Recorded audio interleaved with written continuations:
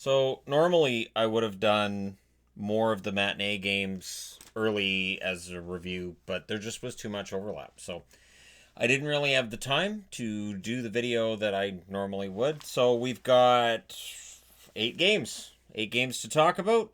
Let's jump in with the Boston Bruins in against the Rangers. And this one, well, it's a challenge, isn't it? Boston, the Rangers have been on a nice run. The Rangers being home after those 3 wins on the road. And you get the feeling that the Rangers have a lot of momentum. And not only that, but they have Georgiev up against Halak. Halak hasn't been in net for a bit, and Georgiev seemingly has the net until Shesterkin gets back, which is odd. Honestly, it's odd. And I say that because seeing Lundqvist as the backup so often is really, really bizarre. It is. I have to think the most games where Lundqvist has been healthy ever as a Ranger and not played. Good early stop by Georgiev, who played well. Evenly played start to the game. And the scoring chances halfway through the first period were 4 apiece. Both teams four scoring chances. And so, good game so far for the New York Rangers. Lindgren and Marchand had a squabble that was ongoing during the game. They don't seem to like each other very much. The Bruins get a power play coming out of that because Lindgren kind of mauled Marchand. Marchand didn't actually punch or hit back. So as they were going to commercial, like, oh, looks like offsetting penalties. I'm thinking, what? I get that it's Marchand, but you don't give him 2 penalty minutes just for being Brad Marchand. That's a penalty I haven't seen in the book yet. We'll get to calls and that sort of stuff later. So there's a power play for the Bruins. McAvoy has a chance that missed high, but Charlie McAvoy in the last minute, one of those key goals. 19 minutes and 18 seconds, McAvoy gets the goal. It was given to Wagner. That was changed over. It's been given to McAvoy since. If they change it over again, I apologize. They seem to change who gets what goals a lot. So it's 1-0 for Boston. Speaking of which, now that Hornqvist didn't get a hat trick, does everybody get their hats back in Pittsburgh? Because there were a lot of hats on the ice. That's a shame. So second period, strong start for the Bruins. They picked up where they left off. However, there's a double minor for the Boston Bruins. So 4-minute power play for the New York Rangers. Now the Rangers on that 4-minute power play, the first half of it, I think they had 1 shot. The second half was a little better. But they did have momentum after that. So the momentum is with the Rangers, even though they don't score during that 4-minute power play. Pressure by the Rangers. However, while they've got pressure and momentum, they're not getting a lot of shots through either. Shot blocks and some missed shots keep Halak's workload at a minimum. Late scrum. Marchand's involved in that as well. Ended up losing his helmet in that one. The Rangers then had a power play. While the Rangers have a power play, Boston did what Boston's been doing. Now, I think they only had 2 shorthanded goals before their game yesterday against Detroit. Now they have 4. They had 1 yesterday and they got 1 today. Charlie Coyle with the shorthanded goal at 18:42 really took the starch out of the crowd. That late goal. It's the second period with a late goal. The Bruins end up with a power play in the last minute. So they don't score on that. Third period, the Rangers get a power play in the third period. And then at around the halfway mark, they get another one. Well, if you give the Rangers enough opportunities, this happens. So Benajad gets the power play goal from Panarin and Strome at 9 minutes and 52 seconds. And there you go. The Rangers in it, 2-1. And the momentum was all for the Rangers at that stage. Halak denied DiGiuseppe. DiGiuseppe with a great opportunity in front. Doesn't go in. They pull the goalie with 1 minute and 30 seconds left. They also called a timeout with 35.5 seconds left. But coming out of the timeout, you're not just making a plan. You're giving Boston's 5 guys who are going to be killing this off a chance to rest up, and they make them pay. Bergeron with the empty netter from Marchand at 19:47. So no goal today for Pastrnak. But that's okay because Matthews didn't get a goal today either. So that race stays the same. Halak, 25 saves on 26 shots in the victory. Georgiev saves 31 out of 33 in the loss. He played great. Your 3 stars are Coyle, Halak, and Bergeron. I don't know if I like that Georgiev isn't in there, but that's okay. Bergeron had a pretty darn good game too. Power plays 0 for 2 for Boston, 1 for 5 for the New York Rangers. The shots favored Boston every period. 11-9 in the first, 13-8 in the second, and 10-9 in the third. Final shots 34-26. I thought this was one of the most impressive wins Boston's had in, I'll say, about the last month.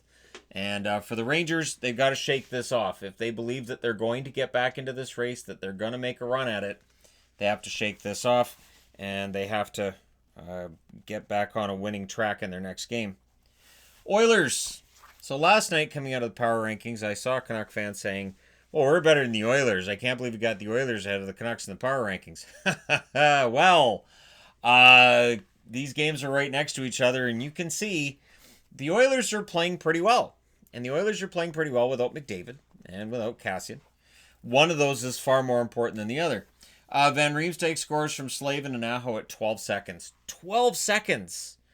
I'll put it this way. As I'm watching the end of this, and this is going on, and you know, I'm getting settled. They show the replay of the Van Riemsdyk goal, and I'm going, wait a minute, are they showing a goal from the other game they had in Edmonton? Well, they can't be, because that's Carolina in their home. Wait, they've scored already? That went in? So Van Riemsdyk gets a goal from Slavin and Aho at 12 seconds. Now, we talk about goals that get changed. That was one that looked like it could end up being given to Aho. So I don't know that necessarily happened. If it did, then I guess the fans would owe hats to the Carolina Hurricanes if you went to the game and wore a hat. And if the goal's been changed, you owe your hat to I don't know how that works. Because there's a hat trick taken away, and this would have been a hat trick for Aho. The Oilers get a power play. On said power play, they don't score. However, coming out of it, Draisaitl, just after the penalty had expired, gets point number 93. It's a goal from Kara and Nurse at 6:28. Shots are even at the first half, which makes sense because the score's even. Very good game. This was a very, very good game. And the defense really settled down in the second half after kind of a wide open first half. Smith made a save without his stick. It looked like he actually intentionally put his stick down to make the save. They were comparing that move to Dominic Hasek. They're like, wait, he put his stick down to play the... Like, you don't see a goaltender put his stick down on purpose. There was a last-minute power play for the Canes. It doesn't score. We're tied at 1 after the first period. Second period, Aho scores early-ish at 5:19. Jacob Slavin with the assist on that. That makes it 2-1, but the Oilers, not to be discouraged, they pushed for an answer right away. The Oilers came out of that push with a weird situation where Josh Archibald was being tackled by 2 Carolina Hurricanes, which led the announcers, and I'm watching the Sportsnet announcers saying, wait, why are 2 guys attacking Archibald? And then Edmonton came out with a power play, and they were surprised that it wasn't a more dire situation for Carolina because Archibald just got mugged. So, yeah, they come out with a power play. Smith would stop Gardner and Fogle after that power play ended. Carolina goes the other way. Gardner and Fogle both with good chances. Reimer denied Nugent-Hopkins, but at 14:33, when the Oilers get another power play, Yamamoto scores from Draisaitl and Klefbom. Yeah, Kyler Yamamoto is having a really, really solid season. If he had played right from the start of the year, we might be talking about a Rookie of the Year candidate with him. And then Archibald would score 27 seconds later from Tyler Benson. That's the first point in the NHL career of Benson, and that makes it 3-2 in favor of the Edmonton Oilers after 2. Third period, Carolina gets a power play. Dzingel had a really close near miss there. The shots were 4-0 for Carolina at the half, so Edmonton kind of sitting back a little bit, which can happen. Then the Carolina gets another power play. Smith was doing the penalty killing role very well. Smith had a very, very good game for the Edmonton Oilers today, worthy of note. Sheahan hits a post. The puck ends up going the other way. Sebastian Aho scores his second of the game from Svechnikov and Teravainen at 14:58. Which brings the crowd into it, brings Carolina really into it, and for Carolina, that's really key. And the Canes did pressure with 2 minutes left, and they did everything but score, and we go into overtime with Carolina having all the momentum. But in overtime, things have a way of changing. So in the overtime, there was a cross-ice pass that was blocked by Nurse. Absolutely fantastic play by Nurse. His defense has really, really come around over the last couple of years. And I think Ken Hitchcock deserves a lot of credit for that. Draisaitl then had a shot that went wide, and Smith denied Aho twice in close. So Smith, fantastic game for him. Not that he gets into the 3 stars. Archibald would end it. Draisaitl with the assist. That's point number 95 for Leon Draisaitl at 3 minutes and 57 seconds. The Oilers up 4-3 and win it in overtime at that score. Smith 27 shots on 27 saves on 30 shots. Reimer 20 saves on 24 shots. Your 3 stars are Draisaitl, Aho, and Slavin. Your shots 10-9 in the first in favor of Carolina, 11-6 in the second in favor of the Oilers, 10-3 in the third in favor of Carolina, who also outshot them 4-1 in the overtime. Final shots 30-24. Power plays 1 for 3 for the Oilers, 0 for 3 for Carolina. And one final note on this. I really wish Oiler fans could just enjoy this as much as I wish Canuck fans could enjoy what's going on. The bickering on fan bases back and forth online is just... I don't understand it. Neither team has won anything in a very long time. So just enjoy it. And just the bickering over, well, we're better than you guys. Oh, you're not better. You guys suck. You're one person. You're a one-person team. Holy crap. It's just, in Canada, it's so weird how everybody fights over which Canadian team's better than which one. There hasn't been a single Canadian team that's won a Stanley Cup since 93. We all suck. Let's move on. Next up, Vancouver. Vancouver at home against Anaheim. Alrighty. Demko stopped Getzlaf, and that's where the good news ends. Henrique gets a goal from Ritchie and Carlson at 5:38. When I say he gets a goal, it was gifted to him by the stick of Stetcher. Now, they talked about how if Stetcher doesn't block that, it probably goes over to the other Anaheim player who would have buried it. But when you stick it into your own net, really, in all honesty, you took away all the guesswork, and all the probabilities don't matter. And the crowd went really quiet already. And I agreed. I thought this game doesn't look good right out of the gate. The Ducks get a power play because Stetcher lipped off. I don't know what Troy Stetcher's deal was. You just scored in your own net, dude. Now you're lipping off at the ref, and you're going to the penalty box. Whoops. And Grant would score on the power play from Getzlaf and Fowler at 12:22. So the Ducks, who've had problems with their power play, not in that case they didn't. Canucks get a power play, but Gibson had a very good game. John Gibson was very good tonight. He was overdue for one of these games. And in the second period, the Ducks get a power play, and Henrique scores from Terry at 7:25. So that's his second. It's a power play goal. And right at that moment, I went, I am so glad I didn't go to this game. I thought about buying tickets. Tickets weren't that expensive. But because of the timing and because of how busy today's games were, I thought, nah, I'm not going to buy them. If I'd gone to this game, Ducks fans would be basically saying we should have a GoFundMe to get Shannon to all of our games, because Henrique scores 2 goals every time he watches them live. Henrique had 2 goals when I watched him against Arizona a couple weeks ago.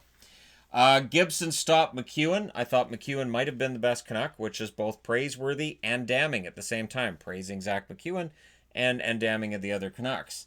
Power play for Vancouver finally seemed to wake them up. Pettersson gets the power play goal from Hughes and Sutter. Leave Sutter on the power play, please, and thank you. Hughes then got a crossbar after that, and there was a scuffle with 3 seconds left. We'll just call it a scuffle. It was kind of a melee, and it ended up just being a mess. In the third period, Anaheim really just puts the foot down on the throat of the Canucks at home. Steele scores from Shore at 5 minutes and 12 seconds. The referees thought Travis Green was going to challenge. Green didn't, and that's good because the Canucks defenseman shoved the Ducks player right into Demko. So no challenge. And the Ducks got close to a 5th shortly after that. And this was the worst Canuck game I've watched in a while. Now, not to take anything away from Gibson. Gibson was very good, but the Canucks they felt off all night. Or all day, I guess. Jones had a break that was stopped by Demko. Thatcher Demko didn't stop playing. But he, it was a rough night for him. Well, afternoon, evening. It was a rough time for Demko. So Gooley would add the other goal that... Look at that doesn't even work. Alright, well that doesn't work. So I'll use a black marker. And I'll forgive myself later. So yeah, Gooley scores from Grant at 13:44. That makes it 5-1. And that's your final score. So for Vancouver fans, nothing to cheer about today. Really, really wasn't. Your 3 stars are Henrique, Gibson, and Hughes. So Quinn Hughes still gets a 3rd star. I am highly suspicious of Vancouver getting a star in a game where they lose 5-1 at home. But Gibson saved 37 out of 38. Demko saved 23 out of 28. Your 3 stars, I would have given Grant the 3rd star. Your 3 stars are 12-10 in favor of Vancouver, 20-11 Vancouver in the second. And in the third, 7-6 in favor of Anaheim as Vancouver just checked out. Final shots, 38-28 in favor of Vancouver, which did not tell the whole story today. I feel like the shots were flattering in Vancouver's direction, but they've got to pick themselves up and get ready because this week is a rough week for them. They are now 2-4-1 in their last 7. So, again, for people who last night are like, hey, we should have moved up the power rankings. No, I'm pretty sure that everything is as it should be. Next up, Dallas. And part of it was, if you watch my power rankings from yesterday, if you go check them out, every team through, I think, from 12 to 15 lost today. So I looked at that and went, so anyways, Dallas goes into Ottawa. Speaking of feelings like that, Dallas, did they fall into a trap? Yes and no. They didn't have their best game. Ottawa had a very good game. But Dallas, with the point and with what happened elsewhere, Dallas is now tied for the lead in the West. So, bizarro world, the West, the tie for first is between teams that are 5th and 6th in the overall standings. The top 4 teams in the standings right now are all in the East. Now, the shots were 6-1 for the Sens at 3 minutes, at which point I'm like, okay, they can wake up any time. Klingberg helped wake things up at 3:03 from Ben and Dickinson. So, yeah, and that was a Zaitsev deflection. So Nikita Zaitsev kind of gets credit for that one. Pajot, however, would answer on the power play from Tkachuk and Shabbat at 7:36. So the power play did not suck today from Ottawa. I guess before the game they went, all right, let's not suck. And they went out there and they didn't. Tkachuk then scores from Duclair and Pajot late in the period at 18 minutes and 10 seconds. And Ottawa, seeing what New Jersey got for their players today, has to be thinking, we'd love to keep Pajot, but there's some money, there's some guys out there to be had and some money to be saved. Johns would score from Heiskanen and Sagan 33 seconds later. So Stephen Johns with his second since his return from like a year and a half with an injury. So it's 2-2 after 1. Second period, not a lot to write about. Evenly played first half. Anderson stopped Heiskanen, and both goalies I thought were playing very well. Hudobin had a pretty good game, despite the overall goals against being where they are. Third period, Hudobin denied Tkachuk and then took a penalty. It was a foolish interference penalty by Hudobin. You can't be doing that. And then he was arguing it after, and I'm like, come on, Anton, just admit you screwed up and just move on. There was a power play for the Senators. That's in the first minute, and that's on the Hudobin penalty. Duclair had a deke and was poke checked shortly thereafter, so nice poke check by Hudobin. And then Ennis would score pretty much right at the halfway mark at 9:59 from White and Shabbat. So White gets on the board, Shabbat with the nice helper. There were a couple of really nice secondary assists tonight, and I keep track of that now where I'm like, that's a beautiful setup right there. That secondary assist was gorgeous. And when a primary assist is just a deflection, I'm like, oh, that's just a deflection. So the debate continues up here all the time. There was a near goal for Tyler Seguin where he thought it was in, and the referee's just like, yeah, it didn't go in. He could have swore it went in. Didn't go in. The Senators pushed for the insurance goal, and this was the most shots that Ottawa had in a game this year. So they played very well, or Dallas was allowing way too many shots. Probably a little bit of both. And then Pavelski would score from Sagan and Heiskanen at 14:49 to tie it up. Anthony Duclair, who is frustrated, had a breakaway that was denied, and he smashed his stick over it. We go into overtime. In the overtime, there was some back and forth play. Again, Duclair had some good moments there. But in the end, Anisimov gets the goal from Tkachuk at 3 minutes and 48 seconds. And Ottawa wins at home 4-3. Again, if you're an Ottawa fan right now, you're seeing some wins. And of all the Canadian teams, they and the Oilers probably had the best night. Probably. Although Winnipeg fans are like, wait, what are you saying?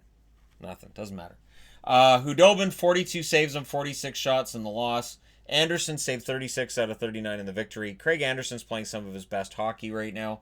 Tkachuk, Pajot, and Anderson are your 3 stars. Power plays, Dallas had none. Ottawa went 1 for 2. So no power plays for Dallas. There you go. For Montreal fans, Dallas didn't have any tonight. Shots 19-12 in the first in favor of Ottawa, 14-11 Ottawa in the second, 15-11 in favor of Dallas in the third. Ottawa had 2 shots in the overtime, 2-1 for Dallas, but Ottawa had the shot that matters, the goal. Final shots 46-39 in favor of the Ottawa Senators. So I need to change words. All right, Columbus. So I don't know if Columbus is in trouble, but here's the thing. With this result tonight, they're back into a tie for third in the division. So are they going to be feeling pressure from the teams underneath them? Kind of, although Carolina lost as well, so no harm, no foul coming out of this one.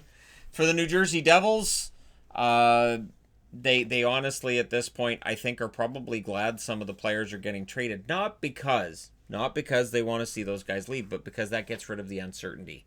You don't have those guys in the locker room. They're like, yeah, I don't know when I'm going to go. I might go tomorrow. We don't know. So, first period, Peak would score from Milano at 2:28. That's his first goal in the National Hockey League. So, quick start for Columbus. A turnover nearly made it 2-0, but shortly thereafter, it was 2-0 in favor of the Columbus Blue Jackets. So, Werenski gets a goal from Robinson and Nudavara at 6 minutes and 19 seconds.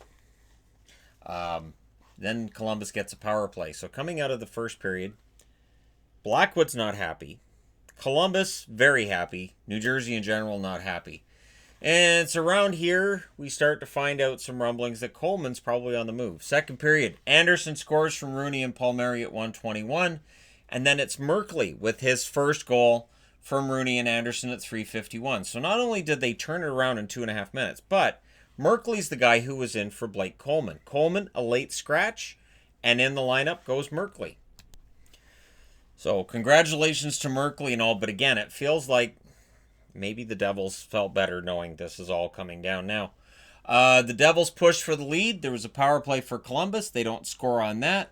Palmieri would score to make it 3-2 from Hischier and Bratt at 11 minutes and 55 seconds. So Jesper Bratt on the board with an assist. We will hear his name again by the end of the night.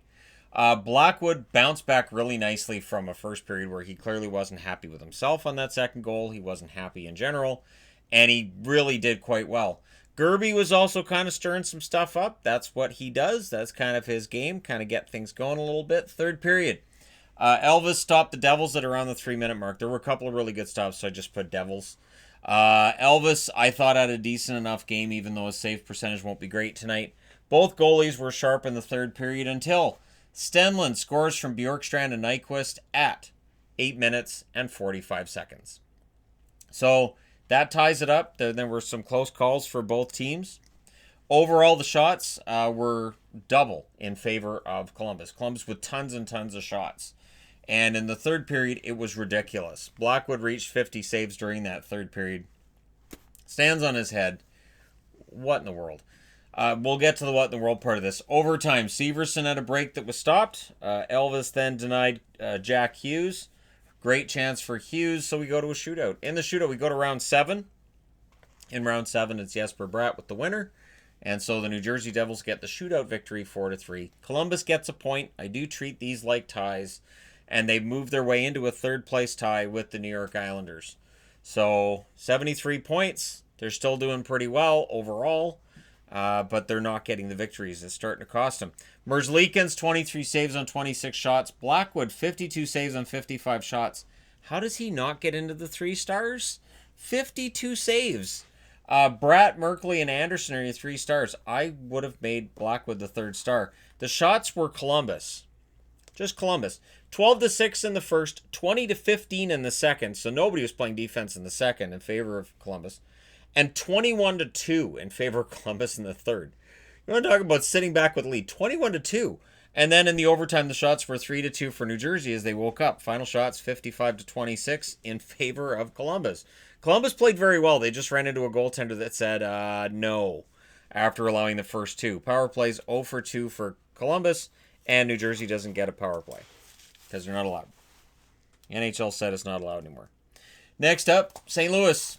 The Blues go in against Nashville. This is a heartbreaker. And here's the thing.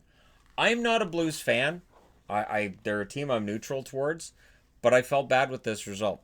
Felt bad because this is a team that's really hit the skids, and now they don't have a lead atop the division anymore. In fact, when you look at it, they have 74 points. The cutoff for the playoffs right now is 66, so they're 8 points above the cutoff line. They are 9 points ahead of Nashville. Nashville, it really looks like they're going to make the playoffs. I don't know who they bump out, but they look like a playoff team, and it looks like a team over here could very well get in as well. We may still see 5 teams in the Central make the playoffs. The Predators were wearing their Winter Classic jersey. They had better luck today than they did the first time they wore it. Shots were 3-1 for the Blues at 6 minutes. The Blues played a very good road game to start off. Binnington robbed Forsberg. Good first half for the Blues. Their goaltending looks solid for the first time in a while, and everything's going well. And rumors of Rene's demise appear to have been premature. So coming into today, of course, Pekka Rinne, I've seen 2 different articles on 2 different sites about they're going with Saros. Nashville's clearly moving on from Rinne. We're going to have that uncomfortable conversation. I don't think we are. Rinne played great today. There was a late power play for the Blues. Rinne denied Parayko, and there was a scrum with 9.4 seconds left just because these guys don't like each other very much. There was a Blues power play at the second period. No shots for the Predators 6 minutes into the period. So they had a slow start, but boy, when they got that start, it's Craig Smith scoring again from Grimaldi and Bonino at 7:55. Smith's been scoring a ton of goals lately. The Predators were pushing for another, but St. Louis, to their credit, they do bounce back. Bozak with a goal from Gunnarsson and Pietrangelo at 10:58. So very evenly played at that stage, but Rinne would deny Perron in the last minute as the Blues made their push. They knew how important this game was, clearly, and the result, it feels like it's just going to be really hard on them. Third period, tight defensive playoff feel to this game. It would open up a bit later on, but it really felt like a playoff game.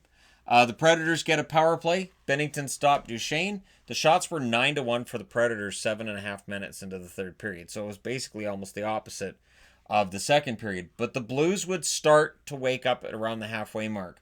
And Rinne did his best to hold things down, and he did very, very well at it, to be honest. Because after that 7.5 minute mark, they would get 13 more shots, did the Blues. There was a close call for the Blues. They almost had one with 4 minutes and 11 seconds left. And then Nashville wins it. It's Turris scoring from Forsberg at 17:48. And then the Blues end up getting a too many men on the ice call against them, and that basically sinks it. So when you play your goalie, it's still 5-on-5. And Nashville's able to deal with that. So final scores 2-1 in favor of Nashville. Not the most exciting game of the day, but this was playoff hockey. And Nashville, they are now 1 point out of the playoffs, and they've got 3 games in hand on teams they're chasing. So I have every reason to believe Nashville makes the playoffs right now. Rinne saved 38 out of 39 in the victory. Binnington saved 22 out of 24 in the heartbreaking loss for the Blues. Rinne, Turris, and Smith are your 3 stars. Power plays, both teams went 0 for 2. The shots favored St. Louis in every period. 13-6 in the first, 12-6 in the second, 14-12 in the third. Final shots 39-24. So it's gonna be a long flight from here for St. Louis. They've got some work to do. This is just seemingly getting worse for them. Next up, Toronto. Oh boy, was this an odd game or what? So Toronto didn't look like they were ready to play tonight until the third period. And then in the third period, they had a minute and a half worth of laps. And that cost them. So Kapanen had a break that missed high. And about 12 minutes into this game, the shots were 8-4 in favor of the Sabres. And, in all honesty, at the point where this is in the first period, most of these are in the second. So my time's being split quite a bit amongst the games, and I usually tend to watch more of the games that are further on for obvious reasons. More of the more important stuff's going to happen in the second and third period than in the first. And the Sabres were really in control of the play. Anytime I went over to this game, the Sabres were in control of the play. It felt like the whole period that I saw of it was played at the Toronto end of the ice. But Anderson was doing very, very well. And Freddie Anderson's going to take criticism coming out of this game because it's Leaf Nation. This is what happens. And I don't put this on Anderson. Muzzin took a puck to the mouth, and this was when Sandin was already out hurt. And Sandin didn't return to the game, so I don't know what's going on with Sandin. But to start the second, Muzzin's back in. So he takes a puck in the mouth, and he's like, no, it's fine. It's just the face. I'm fine. I don't need a face to play hockey. I don't care what Shannon said. I don't need one. Sandin's still out, so they were down to 5 defensemen, which may very well have played a role in what happened tonight. May have, although Sandin normally plays third pairing minutes, so it's not as much time you're making up for. So Larson would score early from Miller and Dahlin at 1:32, and the Sabres are in complete and total control of this game. Absolutely complete and total control. Sherry would add a goal from Miller and Rodriguez at 9:42. So Colin Miller with 2 helpers in this game, and feels like things are going well. But less than 2 minutes later, Korshkov, in his first NHL game, gets his first NHL goal from Spezza at 11 minutes and 29 seconds, makes it 2-1. The Sabres would get a power play. They didn't score on that one. They got another power play late in the period. They don't score on that one. But it's 2-1 entering the third. Third period, the Leafs are awake. The Leafs came out playing very, very well. The Leafs fans are chanting, "Go Leafs, go." It feels like it's a home game for Toronto. Hyman would score from Muzzin and Marner at 2 minutes and 11 seconds. Crowd's going nuts. And you're thinking, okay, so we're not in Buffalo? All right. So Kapanen then had a break that was stopped, and Hutton robbed Kerfoot. It looked like it was just a matter of time. Toronto was going to absolutely take down the Buffalo Sabres tonight. The Sabres then get a power play, and this is where the game turns. Jack Eichel gets a power play goal from Olofsson and Ristolainen at 6 minutes and 6 seconds. And then Toronto doesn't recover from that. Okposo gets a goal from Larson at 6 minutes and 55 seconds. For people following along at home, that is Okposo's 500th NHL point. That made it 4-2. And the Sabres pushed for more. And while I'm writing that on the board, you always get the and ... VC gets a goal from Ristolainen at 7:37. These goals happen so fast that when they put the graphic up on the board, they spelled VC's last name without the second E. So it was Vesey. And I thought, wow. Is that like Vasilevsky or what is it? So yeah, 3 goals in a minute and a half. And we go from a 2-2 tie to 5-2. And I noticed they were talking about VC, and they showed the crowd, and there are Leaf fans. You can see the Matthews jerseys just marching for the exit on that 5th goal. There's 12 and a half minutes left in the game, and they're going, "We got to beat traffic." And they're out. They're gone. That's it. They're done. And yeah, for Buffalo, this is a victory that they needed. Now, Buffalo, they're still far enough out of the playoffs that the idea that they might make the playoffs it's remote. The chances are remote. They're 8 points back. But they did Montreal a huge favor. So Montreal may very well send them a gift basket for this. Anderson saves 31 out of 36. Again, I know Anderson's going to take blame for this. When I see things like, oh, Campbell's better, it's like, oh, it reminds me of when Luongo would have a bad game and I'd hear, oh, they should play Raycroft more. Clearly the problem's Luongo. They should play the other backup more. And it's like, no, that's not it. That's how you end up with Eddie Lack running a goalie out of town. Hutton saved 20 out of 22. He was pretty solid, in all honesty. VC, Ristolainen, and Okposo are your 3 stars tonight. Okposo with his 500th point. Totally understand him being in there. Power plays 0 for 1 for Toronto. Only the 1 power play. 1 for 3 for Buffalo. Shots favored Buffalo in the first and the second. 16-6 in the first. 12-6 in the second. In the third, Toronto does get the shots. 10-8 in their favor. But your final shots are 36-22. And Toronto just looked sleepy through large portions of this game. I don't know how that happens. This time of year, that's pretty much unforgivable. You cannot have a moment like that and then still hold your head up after the game and go, but we're still a playoff team. Not with that kind of result. They can't have nights like that. Not often. A lot of the problems this team was having before Sheldon Keefe became the coach have started to come back. The slow starts, the sluggish games, they've started coming back. Last game of the night, Chicago in against Winnipeg. Chicago can't maintain this, can they? They have that 8-4 win against Calgary, and it looks like maybe they're ready to turn things around. They can't maintain it. They had flashes tonight, but yeah, it's not something they can do consistently, and this is where they're different from when they were that dominant team in the mid-2000s or mid-2010s.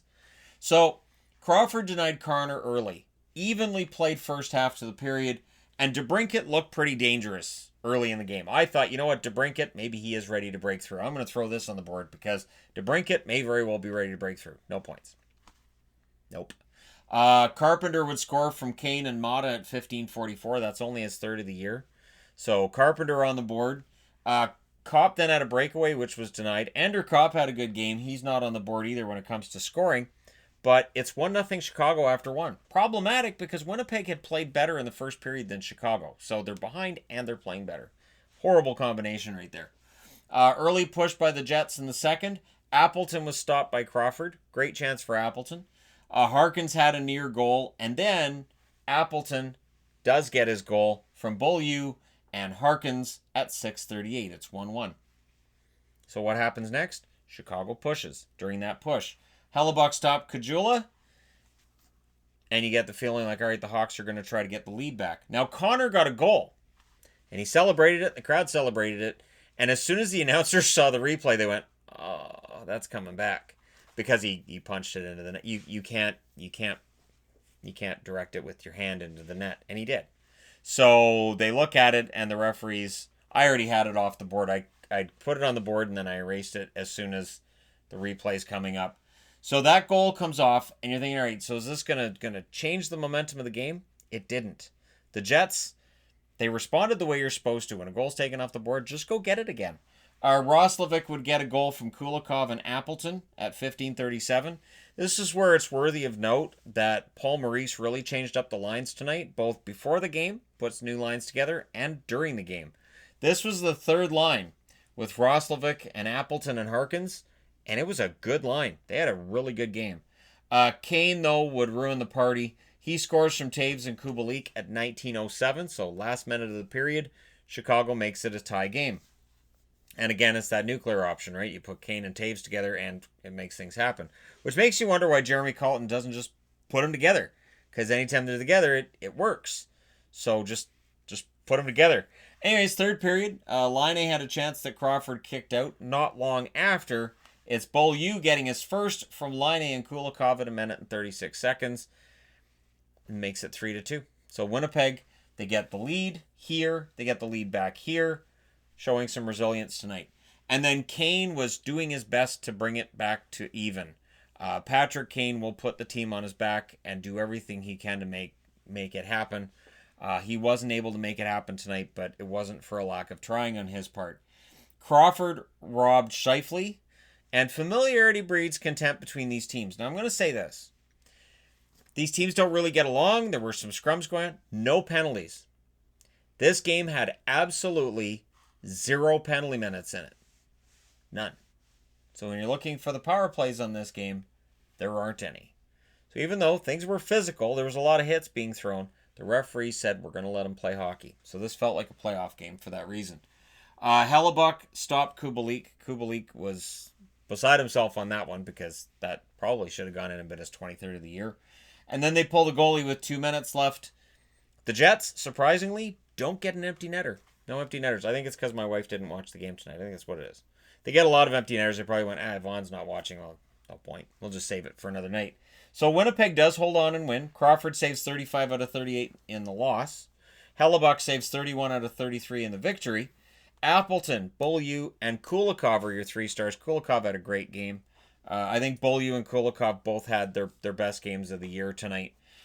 Shots were 14-10 in the first in favor of the Jets. 15-14 Jets in the second. 9 apiece in the third. Final shots 38-33 in favor of the Winnipeg Jets. And as I said, there were no power plays. When does that happen this time of year? Very, very rarely. So there you go. You guys are all caught up on what happened tonight. Let me know your thoughts regarding tonight's winners and losers and all that stuff and how this changes the picture. And Nashville, can they not only make the playoffs, but could they take a run at the leadership in this division? Since the Stars are playing well, but they lost tonight. They lost a point on Nashville.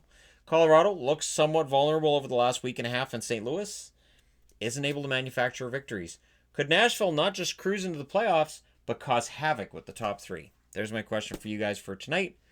Thank you guys so much for watching, and don't forget to hit like and subscribe if you're browsing your way through. You just happened upon this video. There were trades today, so picked up more subscribers. Any of those trades, pick up a lot of subscribers. It's one of those known things. And thank you for those who have subscribed, and if you're new, welcome. I will talk to you again soon.